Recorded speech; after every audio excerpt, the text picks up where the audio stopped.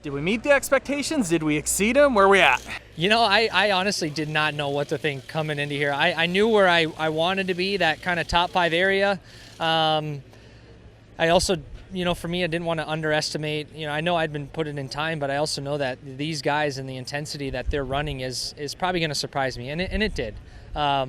You know, I think the first moto got off to a decent start, and that was good. I think made a couple passes, ended up 5th. I was like, I'm happy with that. That's good. I'm definitely off the pace, but that's going to come week in and week out, just getting physically better and stronger. And but the second moto was nice too, because I got a good start and I was able to kind of see that raw speed that Chase Sexton and Ken Roxon have. And so kind of being able to try to keep toe with that for a couple laps, it helps me understand, like, okay, this is the intensity you have to get to and work on. So that was nice. But ended up 5th in the second moto, and just I am happy. It's consistent. We got good starts. You know, I can't be hard on myself because, yeah, it's been 5-6 years since my last outdoor race. So the physical is going to come over time. I'll say, even with that, I feel like nobody questions your work ethic. We know you know what to do.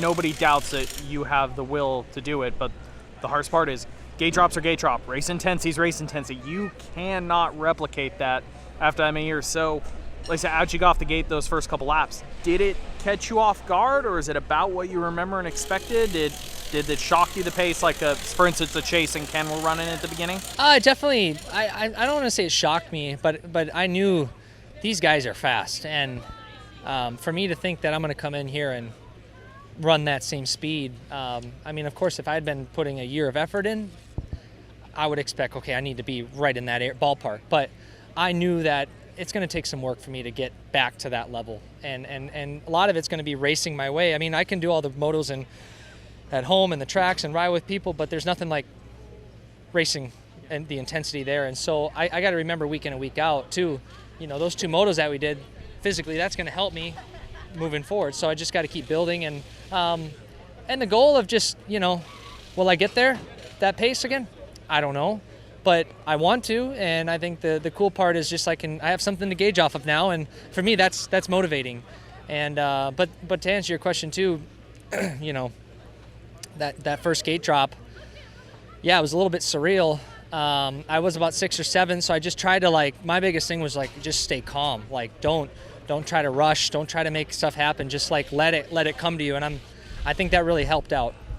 Particularly Fox Raceway, or as we know, Paul, is a pretty weird round. You haven't gone to race here before, but I hear a lot of guys say it, like, the setup you run here, I just don't think it translates over well. How did you feel after the amount of time you came off? What little bit of testing you had? Do you feel like you hit a pretty good base? Do you feel like you were having to chase anything today, or pretty satisfied? We were just chasing the balance a little bit. As far as the bike, the compliancy, comfort, for how nasty the track was and square edge, the bike felt pretty good.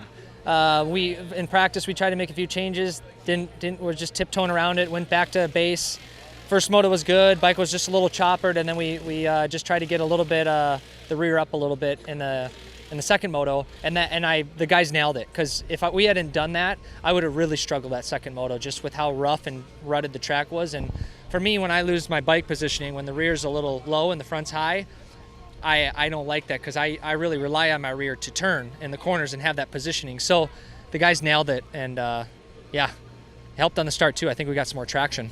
Yeah, because I always feel like your riding style, you've always been able to cut down, move around quite a bit. So you're saying your bike balance is pretty vital for you to be able to move around the track and take the lines you want. Yeah, 100%. I mean, yeah, the first moto bike wanted to stand up a bunch, and so this was nice, just being able to go and point and shoot where I want to go. And it's, I mean, if you took a walk around the track, there's 10 ruts across a jump and all over the place. So it's hard to put it even into words. You'd have to just do a track walk.